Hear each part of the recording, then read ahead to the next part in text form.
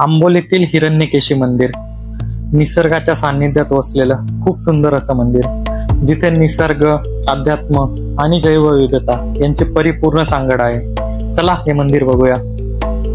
आंबोलीच्या थोडं अलीकडेच आपल्याला डाव्या हाताला फाटा लागतो, जो आपल्याला घेऊन जातो हिरण्यकेशी मंदिराकडे.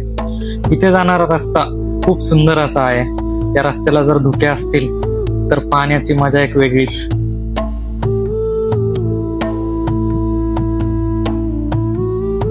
त्या रस्त्याने साधारणतः 1 ते 1.5 किलोमीटर पुढे गेलं की आपल्याला पार्किंग मिळते आणि पार्किंग पासून सुरू होतो हा या मंदिराकडे जाणाऱ्या सुंदर रस्त्याचा प्रवास. हिरण्यकेशी मंदिराकडे जाणारा हा सुंदर असा रस्ता, हा ओढा क्रॉस करावा लागतो आपल्याला. ओढ्यावरती बांधलेला हा पूल, मस्त बांधलेली पायवाट आहे, आरामात जाऊ शकता. तिथे पावसाची रिपरिप सुरू झालेली आहे आणि धुके पसरलेले आहेत. मस्त वातावरण झालेलं आहे. हिरण्यकेशी मंदिराकडे चाललेलो आहे आपण. जी बांधीव पायवाट आहे ती एकदम जंगलाच्या कुशीत वसलेलं मंदिर आहे. हिरण्यकेशी नदीचा उगम. इथे पाहिलं तर खूप वेगवेगळ्या प्रकारची झाडं येतात. इथला निसर्ग, इथली जैवविविधता खूप भन्नाट आहे. खूप वेगवेगळ्या प्रकारच्या वनस्पती इथे बघायला मिळतात आपल्याला. रस्त्याने चालताना दोन्ही बाजूने एका साईडला जर पाहिलं आपल्या तर हिरण्यकेशी नदी वाहते आणि दुसऱ्या साईडला जर पाहिलं आपण तर जंगल. मस्त अशी वाटे ही.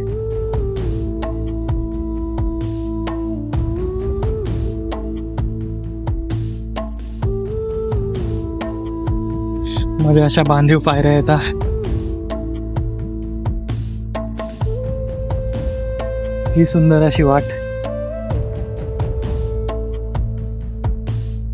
प्रत्येक मंदिराची निर्मिती कशी झाली याची एक वेगळीच कहाणी असते आणि हिरण्यकेशी मंदिराची पण अशी एक वेगळीच मंत्रमुग्ध करणारी कहाणी आहे.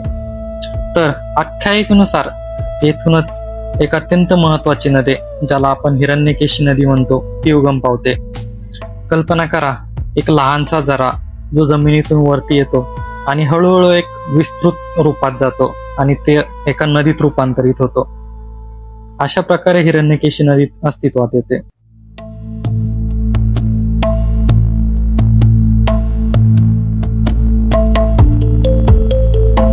हिरण्यकेशी हे सोनेरी केस असलेल्या माता पार्वतीचे नाव.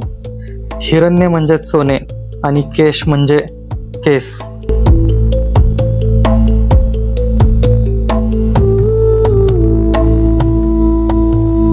मंदिराच्या समोर पुष्करणी सारखंच म्हणता येईल आपल्याला, पण यातून पाणी वाहत आहे. पाणी येत आहे आय थिंक मंदिराच्या पाठीमागून आणि इथून वाहत आहे. आणि हे समोर मंदिर. खरंच खूप सुंदर असा परिसर आहे हा मंदिराच्या बाजूचा परिसर धुक्यात हरवलेला. उंच झाडं येतात, जंगल आहे मजबूत. दुसऱ्याच्या साईडला पाहिलं तर हे मंदिर. इकडे मोठा वृक्ष आहे. या मंदिराचा उल्लेख काही अतिशय जुन्या आणि ज्ञानी हिंदू धर्मग्रंथांमध्येही आहे. हे केवळ एक स्थानिक रहस्य नाही, तर याचे महत्व अगदी प्राचीन पुस्तकांमध्ये लिहिलेले आहे. स्कंद पुराणात हिरण्यकेशीच्या पवित्रतेबद्दल बोलले. त्याच्या दैवी उपत्तीचा आणि पवित्र संगमाला भेट देणाऱ्या अनेकांना मिळणाऱ्या आशीर्वादांचा उल्लेख आहे. याचा अर्थ असाच होतो की नाही, हजारो वर्षांपासून हे ठिकाण लोकांना माहिती आहे. म्हणून जेव्हा तुम्ही हिरण्यकेशी मंदिरात येता ना, तेव्हा तुम्ही फक्त एक जुनी इमारत किंवा मंदिर पाहत नाही, तर तुम्ही श्रद्धा आणि उपासनेच्या एका खूप जुन्या परंपरेत प्रवेश करता.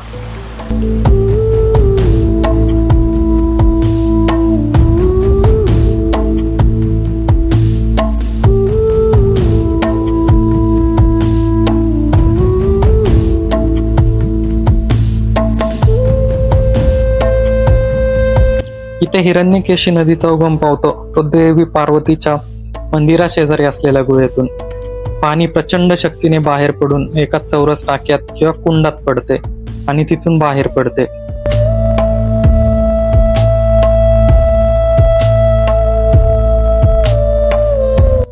हिरण्यकेशी मंदिरात एक शिवलिंग आहे, गणपतीची मूर्ती आणि अर्थातच हिरण्यकेशी देवीची मूर्ती आहे. मंदिरात लाल दगडापासून बनलेले नैसर्गिकरित्या तयार झालेले शिवलिंग स्वयंभू असल्याचेही म्हटले जाते. आपल्याला हे लिंग दिसू शकत नाही कारण ते दुसऱ्या शिवलिंगाने झाकलेले आहे, जे दररोज अर्पण आणि प्रार्थना करण्यासाठी वापरले जाते.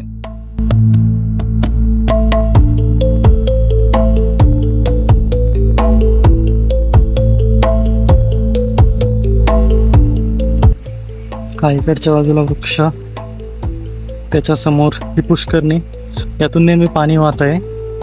इकडे आले तर इथं हिरण्यकेशीचं मंदिर, वरती पाहिलं तर पिंडी सदृश्य बनवलेलं आहे. ही खूप उंच वाढणारी झाडे, खूप सुंदर मंदिर आहे.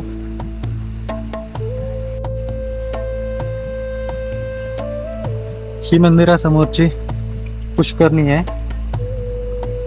इकडे पूर्ण मंदिराच्या खालून पाणी येत आहे, याच्या खालून इथून इकडे पाणी येत आहे. इथं पाहिलं तर हे गोमुख बनवलेलं आहे. हा समोरचा परिसर, इकडे मंदिर.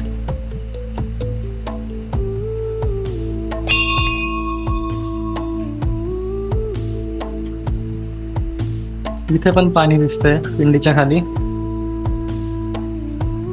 इकडच्या बाजूने पाणी वाहतंय आणि हे समोर असंच इथून जातंय.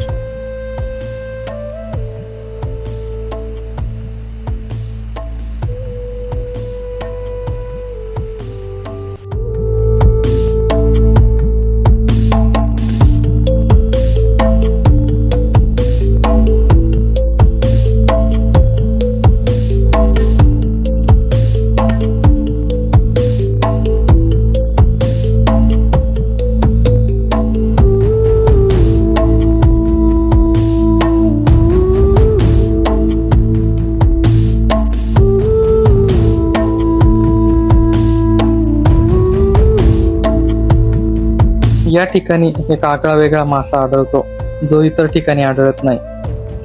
या हिरण्यकेशी नदीच्या नावावरूनच या प्रजातीचं नाव ठेवण्यात आलेलं आहे.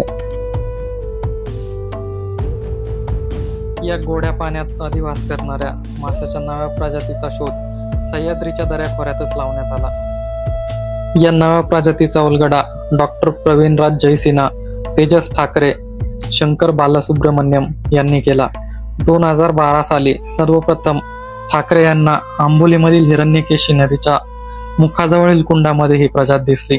2017 साली ठाकरे आणि बालसुब्रमण्यम यांनी या प्रजातीचे नमुने गोळा केले आणि यातील 6 नमुने अभ्यासाकरता पाठवले. हिरण्यकेशी नदीच्या मुखाजवळच सापडल्याने आणि शिस्टुरा कुळातील असल्याने या माशाचे नाव शिस्टुरा हिरण्यकेशी असे करण्यात आले.